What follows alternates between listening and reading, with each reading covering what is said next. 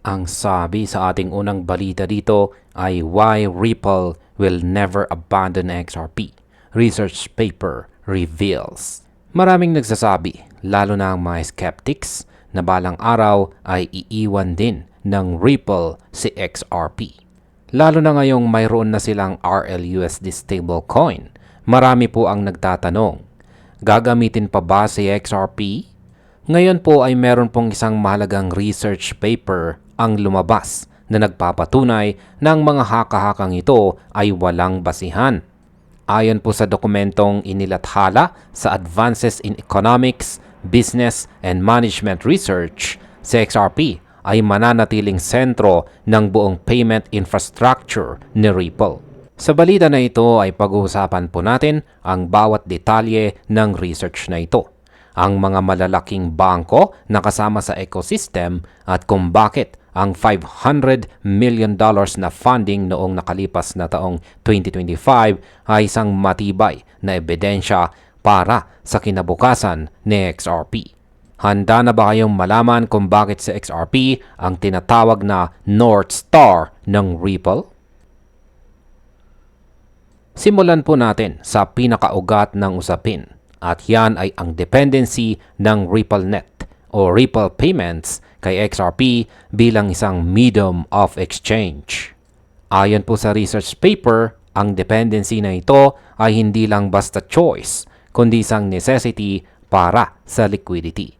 Si XRP ang nagsisilbing liquidity bridge para sa mabilis at epektibong cross-border transfers.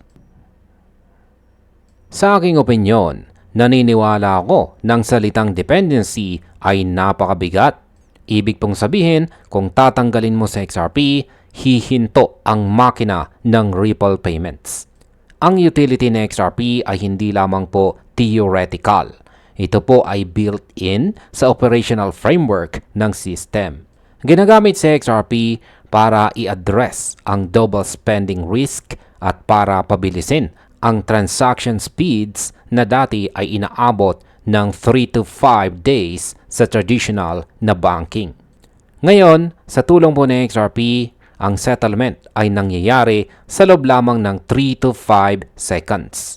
Ang numerical advantage na ito ay hindi po matatawaran ng anumang fiat system sa kasalukuyan. Ngayon, ang isa pang mahalagang punto sa research ay ang ambisyon ng Ripple na gawing neutral bridge asset sa XRP para sa mga central bank digital currencies o CBDCs. Habang parami ang mga bansa na gumagawa ng sarili po nilang digital currencies, kailangan nila ng isang bridge na hindi po kontrolado ng isang gobyerno. Dito po papasok sa XRP para i-facilitate ang interoperability sa pagitan ng iba't ibang fiat systems. Ibig pong sabihin, sa halip na mawala, mas lalo pang lumalawak ang real-world use case ng XRP sa global stage. Sa aking opinyon, ito ang tunay na endgame. Kapag naging bridge asset na sa XRP para sa CBDCs, ang volume ng transactions na dadaan sa network ay hindi na lang bilyon-bilyon, kundi trillion-dollar scale na. Ang numerical growth na maidudulot nito sa demand ay sapat na para itulak ang presyo ng XRP sa mga levels na pinag-uusapan natin sa mga nakaraang balita. Ang pagiging neutral na XRP ang kanyang pinakamalakas na alas laban sa mga competitors. Huwag po nating kalimutan ang numerical proof ng investor confidence. Noong taong 2025, nakakuha po ang Ripple ng $500 million na funding round mula sa mga Wall Street giants. Bakit maglalagay ng kalahating bilyong dolyar ang mga dambuhalang institution kung sa tingin nila ay iiwan din ng Ripple ang core technology nito? Ang funding na ito ay isang malakas na signal na ang business model ng Ripple na nakasandal kay XRP ay future-proof. Kasabay nito, ang mga malalaking player gaya po ng Bank of America at Santander ay kumpirmadong bahagi ng ecosystem. Sa aking opinyon, ang presensya ng Bank of America at Santander ay hindi lang dekorasyon. Ito po ay mga institusyong naglilipat ng trilyong-trilyong dolyar taon-taon. Ang pagsasama ng kanilang pangalan sa research paper na ito ay nagpapatunay na si XRP ay dahan-dahan ng nagiging standard sa institutional finance. Ang $500 million investment ay hindi lang para sa software. Ito ay investment sa liquidity at network effect na ibinibigay ni XRP. Ngayon, pag-usapan po natin si RLUSD. Marami ang nag-akalang ang stablecoin na ito ang papalit kay XRP. Pero lininaw ng research at ng Ripple executives na si RLUSD ay complementary lamang. Gagamitin si RLUSD para sa mga transactions na nangangailangan ng stable value. Pero sa XRP pa rin ang gagamitin para sa instant liquidity bridging. Mismong sinabi ng CEO na si Brad Garlinghouse na XRP is our North Star. Sa aking opinyon, isipin po ninyo mga ka-crypto si RLUSD bilang ang kalsada at si XRP bilang ang sasakyan. Pwede kang magkaroon ng kalsada, pero kailangan mo pa rin ng mabilis na sasakyan para makarating sa destinasyon mo. Ang pagkakaroon ng stablecoin ay nagpapakita lang na nagmamature na ang ecosystem ni Ripple. Hindi po ito banta kay XRP. Sa halip, binibigyan ito ng mas maraming options ang mga financial institutions para pumasok sa network na sa huli ay magpapataas pa rin ng demand para sa bridge asset na si XRP. Para sa aking kabuuang opinyon, ang research paper na inilabas po dito ay dapat magsilbing peace of mind para sa lahat ng mga XRP holders. Ang mga numero mula po sa 3-second settlement time hanggang sa $500 million na funding ay hindi po nagsisinungaling. Ang Ripple at sa XRP ay parang soulmates sa mundo ng finance.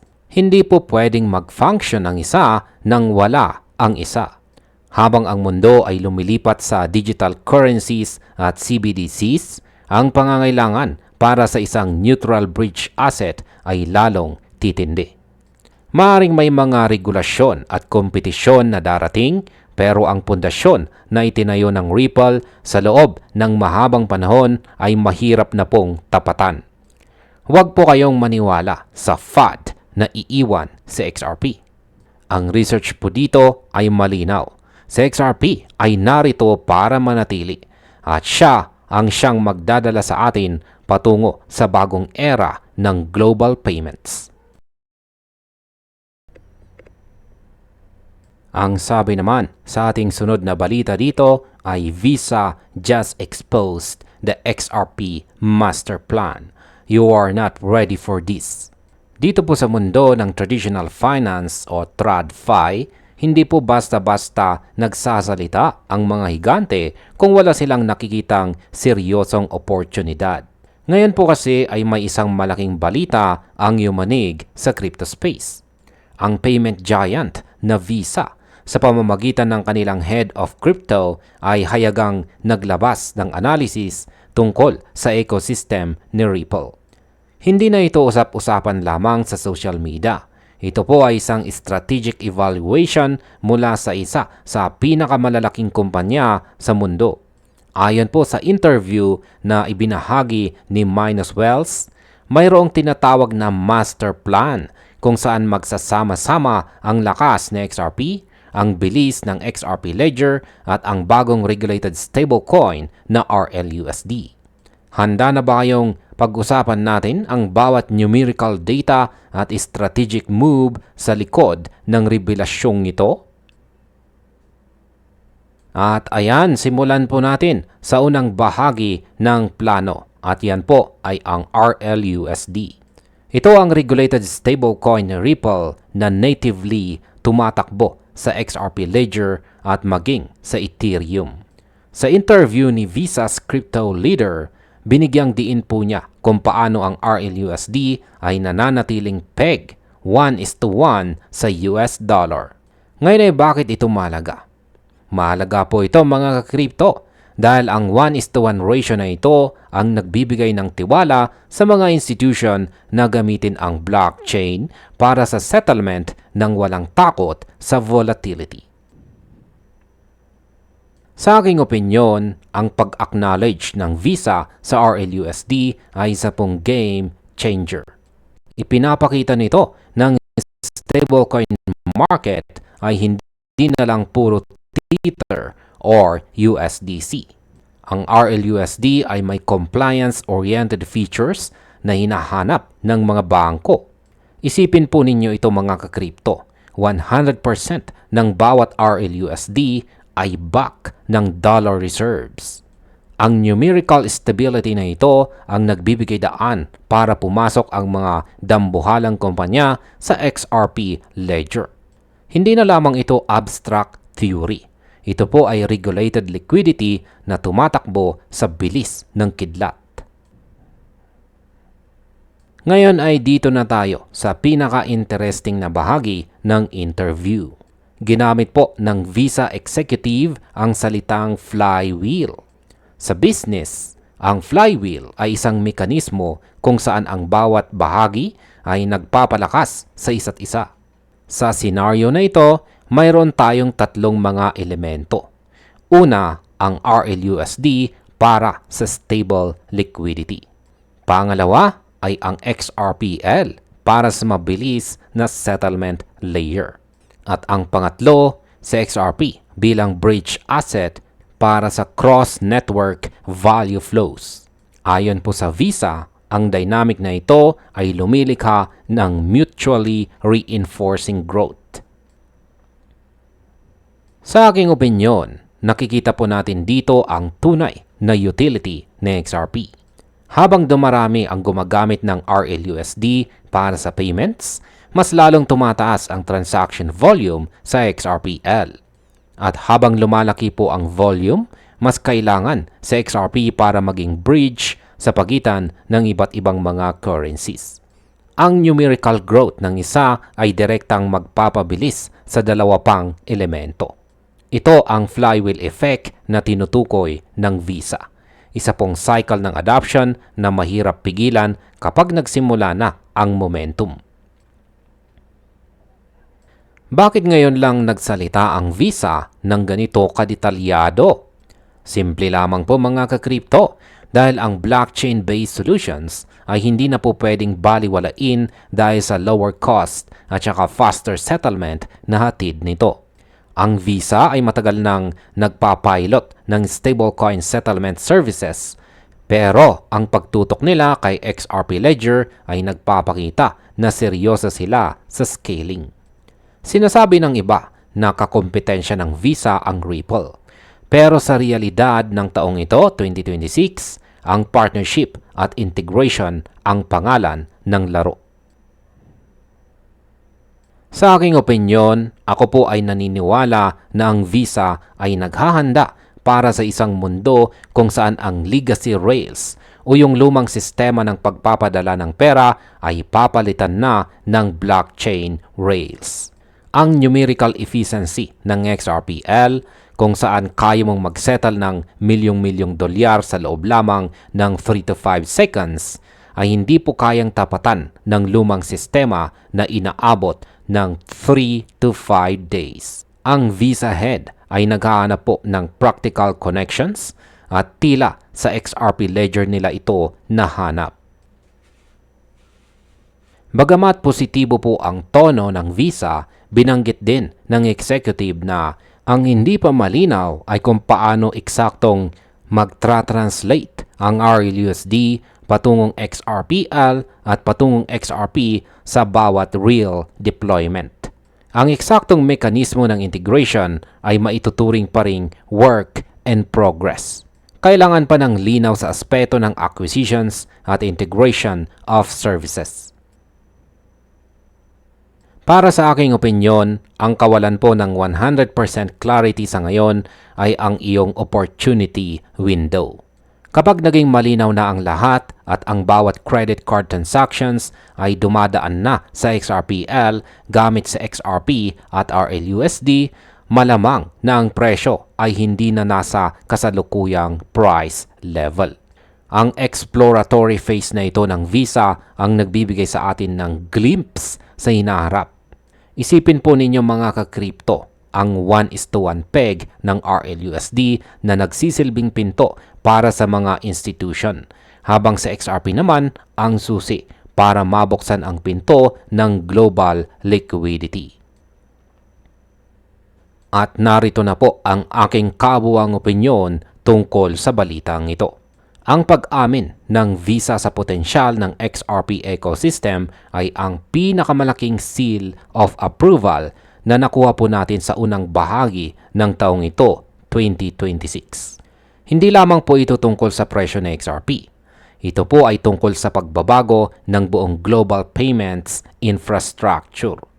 Ang flywheel na inilarawan ng Visa Head ay isang numerical machine na nakadisenyo para sa mass adoption. Kapag ang isang $500 billion company gaya po ng Visa ay nagsimulang magsalita tungkol sa strategic evaluation ng Ripple technology, ibig pong sabihin ay tapos na ang panahon ng pagdududa. Ang master plan ay nasa harap na po natin. Si RLUSD para sa stability, ang XRPL para sa speed, at si XRP para sa liquidity. Handa ka na ba kapag ang flywheel na ito ay umikot na ng tuluyan?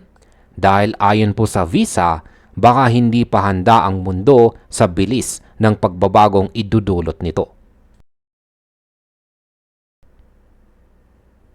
At narito na po ang ating panghuling balita sa video na ito, kung saan ang sabi rito ay Mastercard's recent statement about Ripple stance XRP Army.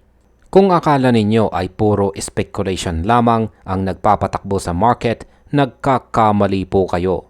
Ang global payments giant na Mastercard ay naglabas ng isang statement na nagpabigla sa buong XRP Army. Ayon po sa ulat, tinawag ni Mastercard si Ripple na siya umanong fueling the future of the digital payment world. Hindi po ito galing sa isang maliit na blogger. Ito ay galing sa isa sa pinakamalalaking payment networks sa balat ng lupa na may milyong-milyong merchants sa buong mundo. Sa balitang ito ay pag-uusapan po natin ang bawat numerical data at ang strategic significance kung bakit ang statement na ito ay hindi lang basta papuri, kundi isang hudyat ng napakalaking pagbabago sa global finance. Handa na ba kayong malaman kung paano magiging sentro sa XRP sa sistemang ito? Simulan po natin sa scale. Si Mastercard ay hindi lamang po basta kumpanya ng credit card. Ito ay isang financial behemoth na nag-ooperate sa mahigit 210 na bansa at teritoryo.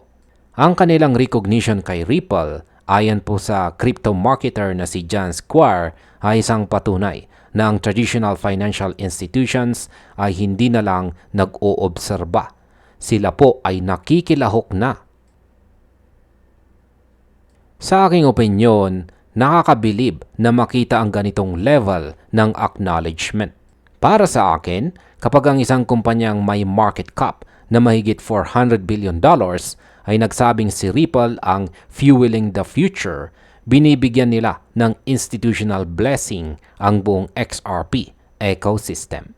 Isipin po ninyo ang numerical impact nito. Kung kahit 1% lang ng daily transaction volume ni Mastercard na umaabot po sa bilyong-bilyong dolyar ay dumaan sa technology ni Ripple, ang demand para sa liquidity ng XRP ay sasabog ng hindi po natin inaasahan. Ito po ang tinatawag na intersection ng legacy systems at saka blockchain technology. Ngayon ay ano nga ba ang ibig sabihin ng fueling the future? Ayon po sa report mula sa MEXC, binigyang diin ni Mastercard ang papel ni Ripple sa pag-abante ng blockchain solutions para sa mga financial transactions. Ang focus dito ay ang cross-border payments. Sa kasalukuyan, ang traditional na pagpapadala ng pera sa ibang bansa ay inaabot po ng 3 to 5 days at may mataas na fees. Pero sa technology ni Ripple, ang settlement ay nangyayari lamang sa loob ng 3 to 5 seconds. Ang numerical efficiency na ito ang dahilan kung bakit stunned ang XRP Army. Sa aking opinyon, ang salitang fuel o gasolina ay napaka-importante rito. Ang fuel o gasolina ay ang nagpapatakbo sa makina. Kung ang digital payment world ang makina, si Ripple at si XRP ang siyang gasolina.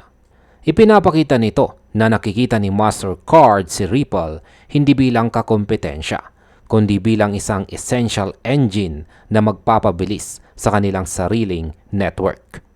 Ang transition na ito mula sa legacy SWIFT system patungo sa blockchain-based settlement ay hindi na lang pangarap. Ito ay nangyayari na sa harap ng ating mga mata ngayon pong taong 2026.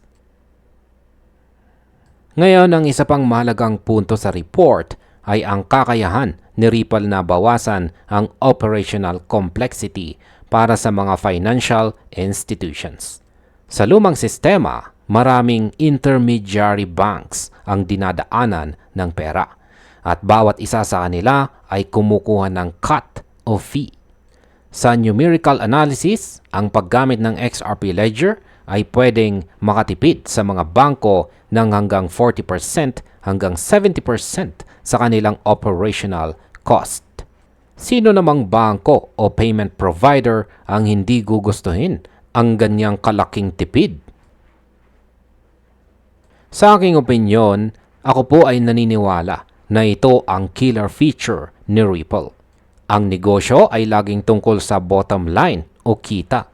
Kung mapapatunayan po ni Ripple na mas mura at mas mabilis ang kanilang sistema, wala ng choice ang mga giants gaya ni Mastercard kundi ang sumama sa agos.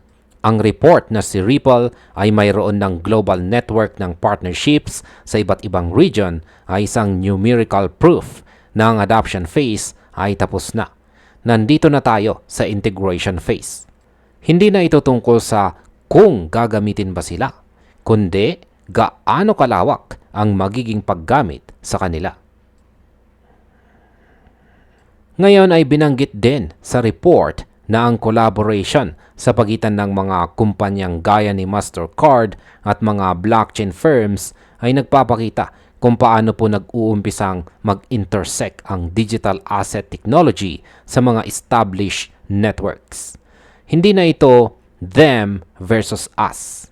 Ito na ay legacy plus blockchain.